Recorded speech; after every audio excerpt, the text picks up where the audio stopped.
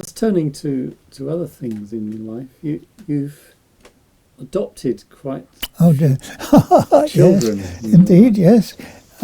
Well, we found we didn't have any of our own, so we started fostering, and then the kids that didn't have any meaningful connection with their first parents, we adopted.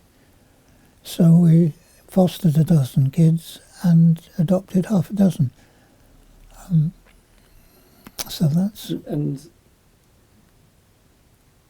well, how on earth did you do it?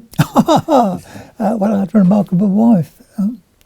She had been trained as a mental nurse, and so she was able to cope with disturbed kids, and it becomes a close family. And did you have a very large house? Oh yes, well we had to, yes. Which is why this place is so crowded. That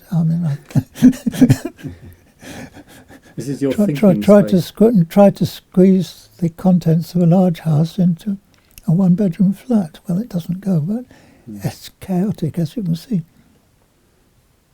Well, this is your thinking space. I don't know what I think any longer, but yes. That I understand that 2 other sets of people are making films about your family. Have your children... Is it about your children, or is it about the other things? Well, what happened was, there's a scheme which originated in New Zealand for making your own coffin, and there's a lot to be said for making your own coffin. Coffins are expensive, and they're only used once, you know. I mean, they either get buried or incinerated, and if you make your own, you see, you can decorate it with any way you want. You know? My poor sister did something similar a year and a half ago. She made hers, and it was unusual, but I can, it was very moving. Well. Anyhow, I've done this, but you see, there's no room in this house for a coffin, as is no doubt obvious. So I had to ask my children if one of them could accommodate a coffin, and this of course can be hilarious if you think of what's involved in carrying a coffin along the road. I mean, even that, people will freak out. And it was a couple of documentary filmmakers who heard about the dilemmas about where to put the coffin, and were intrigued, and started making a film about the coffin. And then they discovered other fairly disreputable things about my activities, and are you talking about your work with working abroad to... well, they hadn't discovered that yet, really. So I'm not talking about that. No, I'm talking about worse things than that. Extinction Rebellion and that sort of thing. And are you a part of it?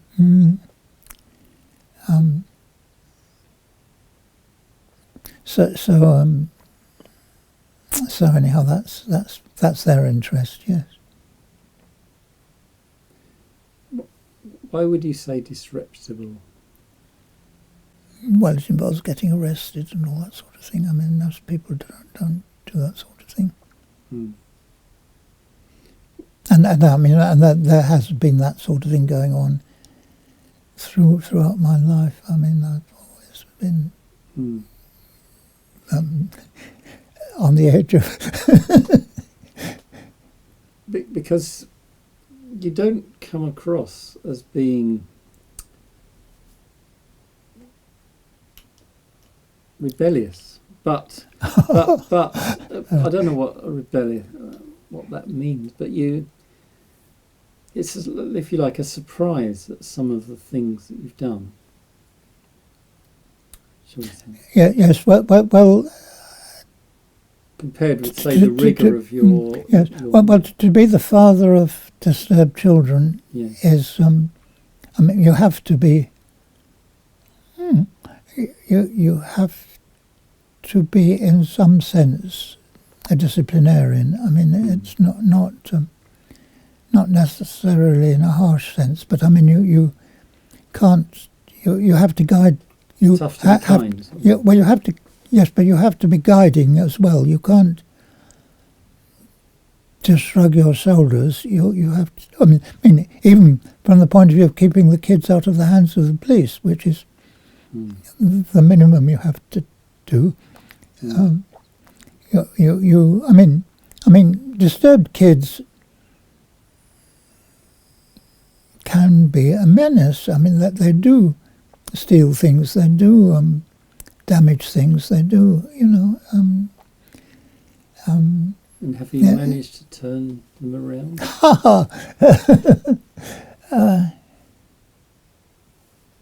You never totally succeed, but I mean, the important thing is that they feel that somebody's on their side. However, the persona which you project has to be a conformist persona. I mean, I think if I succeeded in making you think that I'm a respectable citizen, that's great. That's great. That's inevitable. But in a sense, that means I'm doing my job as a parent. But it isn't the whole story. What did they say when you were away doing these other things? You mean in Palestine and Iraq? Yes. Oh, well, they put up with that. How did you keep an eye on them? Well, by that time, you see, they'd all left home. I mean,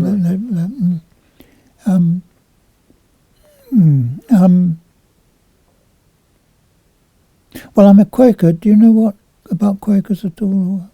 Well, Quakers are allowed to be nonconformist a bit. I thought they were. Am I wrong in saying that it's to do with their actions more than? Mm-hmm. It's what you do that matters. Yes, that's right. Is that fair? Mm-hmm. So what made you do what you do, what you've done? I don't know what you're referring to. You're referring to Palestine and stuff, or well, that's the only thing I knew about. Oh, good. These Okay, let's stick to that. I didn't know. Well. What happened in Palestine was the Quakers in 2000. After I'd retired, the Quakers in 2002 decided to send observers to Palestine because of the violence there, and I knew I was too old for that, so I didn't apply. And then the next week I saw the advertisement again, and I thought, well, let them tell me I'm too old, because I didn't have any of the qualifications they asked for. No knowledge of Arabic. No. What was the mission, to help children go to school? Well, that was part of it. Yeah, just yes.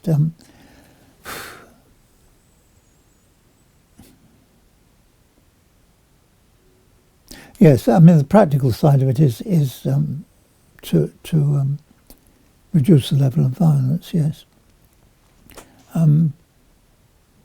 but also to let Quakers back home know what's going on. But were you challenged by the authorities on both sides? Oh yes, sure, yes, yes. What do they make of you? I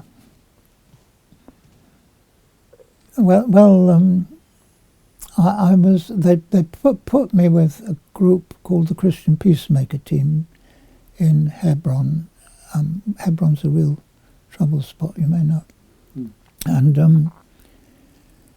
the Christian Peacemaker Team are very much in your face. I mean, much more than the Quakers realised. They were prepared. Well, for example, when a home was being demolished, we'd go in and sit down and make sure that it was demolished over our heads, if it, that sort of thing. And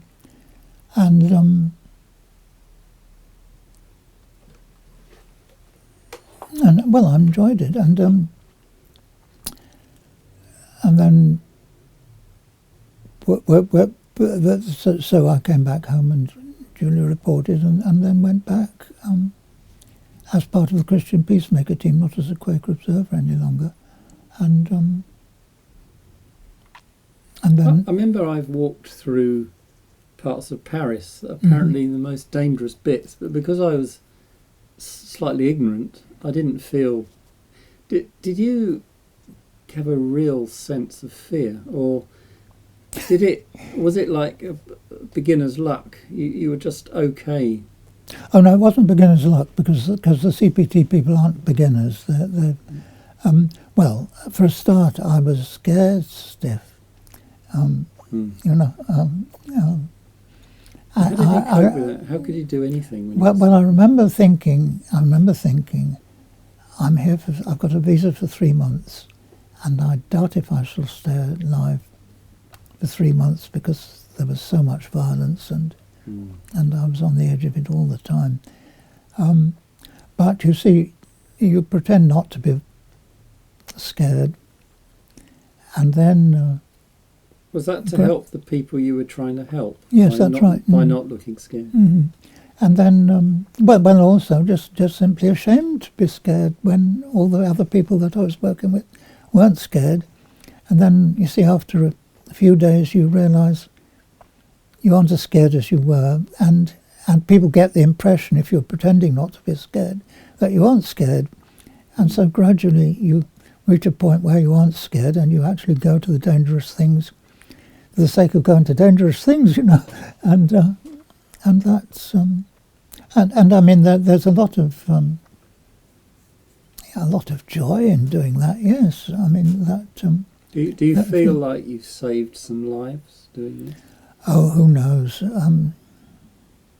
Were there days when you felt like? The thing is, you see, I mean, what happens is you go to a checkpoint, and you wear a red hat, and you've got a camera and a notebook, and everybody knows who you are and what you're doing, and in that situation, you see, violent people don't like to be watched, so that you do, just simply by being there,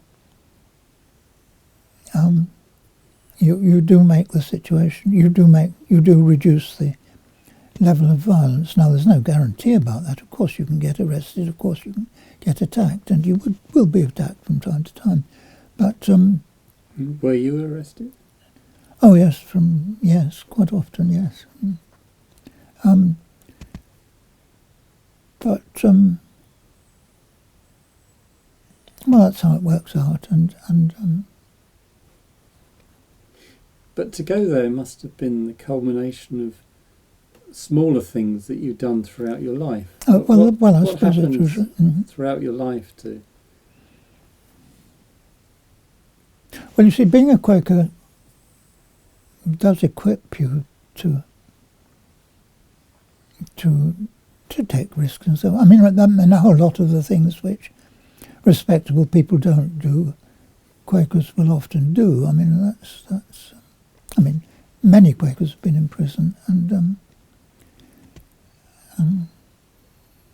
there it is. Yes, it's interesting that there have been quite a few Quakers in the old IES. I mean, Sylvanus Thompson, the first president, was a Quaker, and John Strange was also president.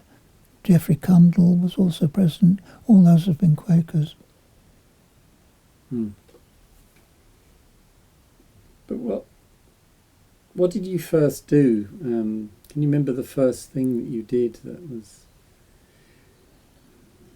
That was I'm illegal. trying to get the right Yes, that's right. I was at school in the 1940s. At the time when Europe was being invaded by the Allies, was being liberated by the Allies, and of course, food was rationed in England, and it was illegal to send food abroad. And children, of course, didn't have their own rations except for sweets. We were at what they called personal points, so you could get a bar of chocolate a month, something like that.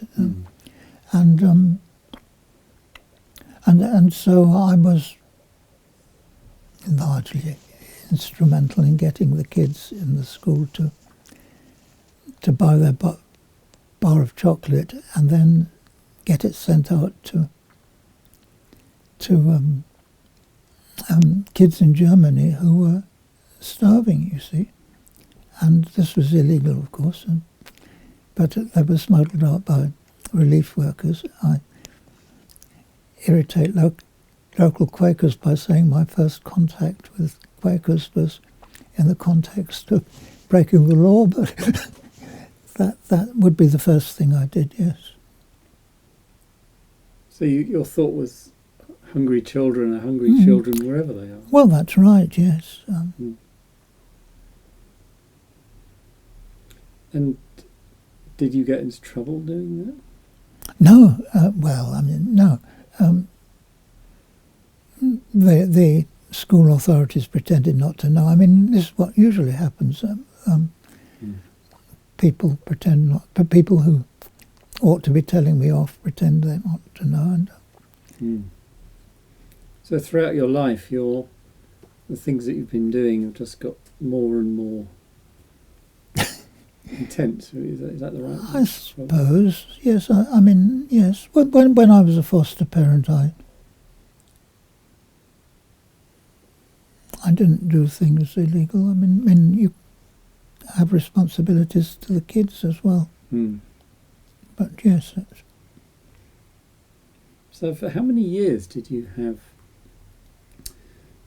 Well, it looks like, was it 18 children altogether? No, 12 children, but 31 grandchildren, 11 great-grandchildren, and 3 great-greats now, yes.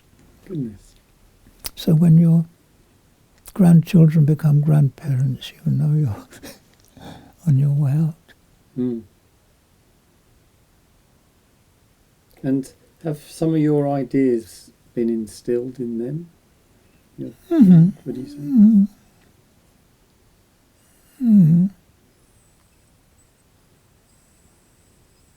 Yes, yes. Not yes. I mean, the idea is yes. So I mean, this is you don't. Yes, I mean, kids. What influences people? You influence people by what you do, not by what you tell them. I mean, I think that's true. So was really your motivation was the injustice to ordinary people who are caught up in things? Well, of course, yes.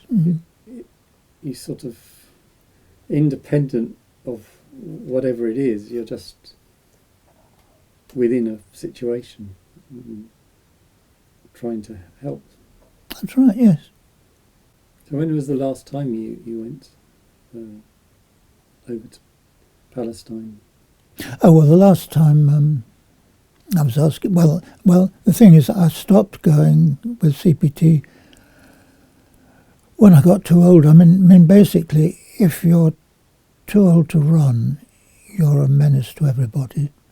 So I stopped going at that point. And then there was a scheme. You heard about the convoys to Gaza. Did you? People been going to Gaza to take medical supplies or whatever to Gaza, and the Israelis intercepted the convoys and so forth. Well, we had the idea of, instead of going in a convoy, we'd book a flight to Tel Aviv, and with an invitation to go to a refugee camp in Bethlehem. So we did this, and the Israeli authorities overreacted. I mean, it's just ridiculous, and arrested us as soon as we landed in Tel Aviv and put us in prison and deported us.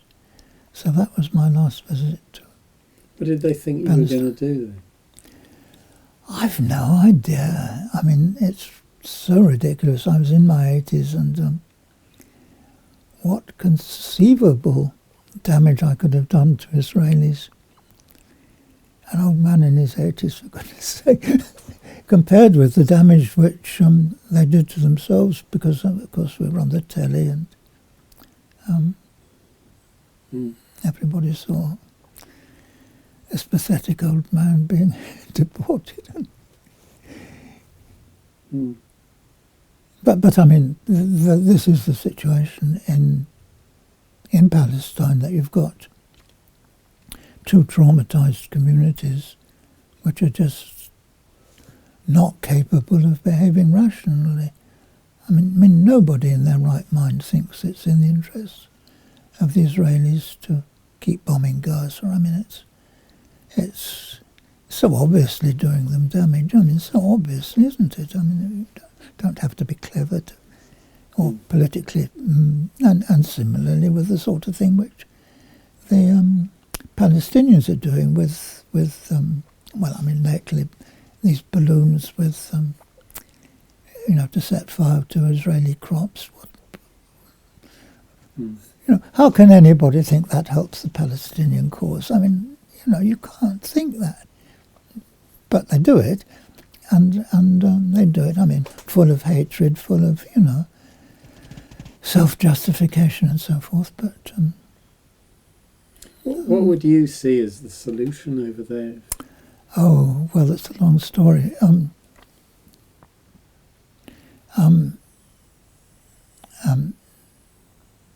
Well, clearly, there has to be two nations side by side, Palestine and Israel, with a compromise over borders, a compromise over water, a compromise over electricity, and a compromise over the settlements. And that's, the compromise over borders includes dealing with the settlements, and that's perfectly feasible. And later on, a federal arrangement where you have one government, one army, for example, one currency over the two groups, and I mean one Olympic team of athletes, one football team for the World Cup, one entry for the Eurovision Song Contest. I mean, all the things that make for one country, and that's. Do you see it ever happening? Well, why not? I mean, surely that's rational, and that's rational. But the people running both sides aren't rational. Well, they aren't. But you see, there are plenty. There's plenty of pressure which the EU, America, Russia, everybody. I mean, peace in Israel, Palestine is in everybody's interest. I mean, it's doing so much damage to the whole of the Middle East. I mean, it's not just Israel and Palestine, and it just needs. I mean, the Trump peace plan is just pathetic. You see, I mean, nobody who knows anything about Israel-Palestine thinks that would be the right way to go. But it's not that difficult to. I mean, ordinary people know. I mean, look, you go to Jerusalem. I mean, ordinary people, Israelis and Palestinians, rub shoulders. They go past each other. They, share a bus. They go to the same shops. I mean, not always. I mean, obviously, Western Jerusalem they speak Hebrew. Eastern Jerusalem they speak Arabic. But they've coexisted for generations. It isn't just something that, and it's just a question of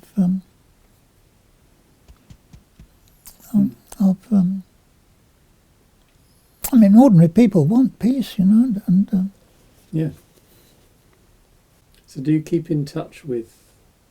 Oh yes, You kept up to date with things. Well, with computers, you see, you can. People send you messages. Well, thank you very much. Well, you're welcome. Yes, it's been lovely talking to you.